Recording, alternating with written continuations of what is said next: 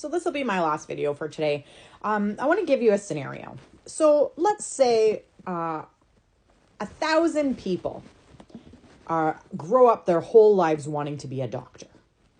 Okay, they want to be a doctor so bad. They want to help people and they want to, cure people and they want to do research and they want to become a doctor. And so they spend like 8 years or more, because we all know it takes forever, 8 years or more in school.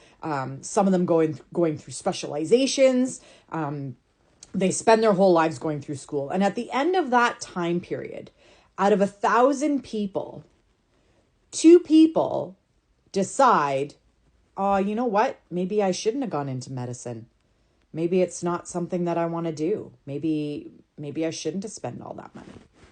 So now to those 2 people, this is a tragedy, right? They've spent hundreds of thousands of dollars to go to school for medicine and to do the things that they wanted to do when they were younger. And now they consider it the biggest mistake of their lives. And so because of that, the government steps in and says, you know what? We should stop all people from going to medical school because, what if they regret it later? So something someone has wanted their entire life and they change their mind, the government should step in and stop all people from making that same mistake. Does anybody think that makes sense? Does anybody think that's good for society, for the government to step in and start telling you what you should and shouldn't do? Well, some of you do agree. Because some of you are promoting the fact that the government wants to step in when trans people live their whole lives wanting to be what they truly are and wanting to go through and get surgery or go through the transformation process. And now the government wants to step in and tell them they shouldn't do that. The last time I checked, a child's decision on who they are and what they want to be should be a decision between them and their parents and their psychologists and their counselors. There is no one in Canada bringing a 14-year-old to the doctor's office to have their genitalia stripped from them. There are not parents going to the emergency department with a boy and coming home with a girl. The right is fear-mongering you into thinking this is a huge, massive issue, that we must step in to stop the injustice against children. The injustice against children is telling them that they can't be who they want to be. That's an injustice. And it's not the government's place to say what a child should be and what they shouldn't be. Children in Canada that are requesting puberty blockers have serious discussions with their doctors and their counselors and whatnot, because the puberty blockers allow them to delay their transformation until they're of legal age to make decisions that they want to make. And I don't think that's something the government should be getting involved in. Because once the government starts deciding what's good for you and what's not good for you, it's a bad idea. Trans people have existed forever. Forever. They've been using women's washrooms, men's washrooms. Trans men have been using men's washrooms. It's been going on forever. You just didn't know.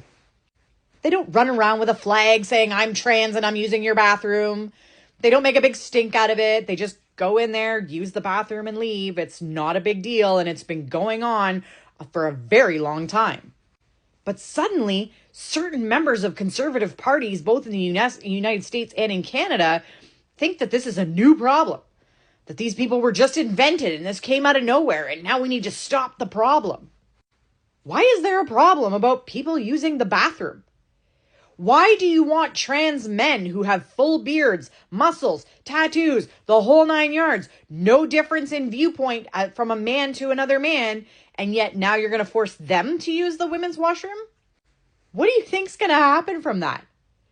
You've just made it worse.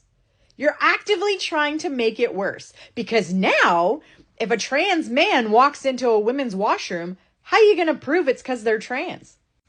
If you're a woman in the woman's washroom and a trans man comes in because they're now forced to use it, you going to ask them to prove it? In a private room where there's nobody else around, you're going to ask them to prove that they're trans? You're not going to ask them to prove it. And now you've just made it easier for a cisgendered man to just walk in the door and pretend to be trans, and you have no way of knowing until you turn your back. You're actually going to make it normal for a man who looks like a man to walk into a women's washroom and nobody question it. I'm sorry, I've never been threatened by a trans woman in the washroom. If anything, you walk in and you tell them their lipstick looks nice and I love your shoes, and you move on with the rest of your day. There has not been one case of a trans woman assaulting someone in a women's washroom. And if you can find one for me, tag me in it because I'd love to read it. I have never in my life felt uncomfortable around a trans woman, or a trans man for that matter. I have, however, felt extremely uncomfortable around about 90% of the men that I've met in my life. When you look at the statistics, 99% of women either have been SA'd by a man or know somebody who has. 99%. Actually, in some studies, it's 100%. Women know SA abusers. All of them are men. None of them are trans. So instead of punishing trans people, maybe we should look at the root causes of sexual assault.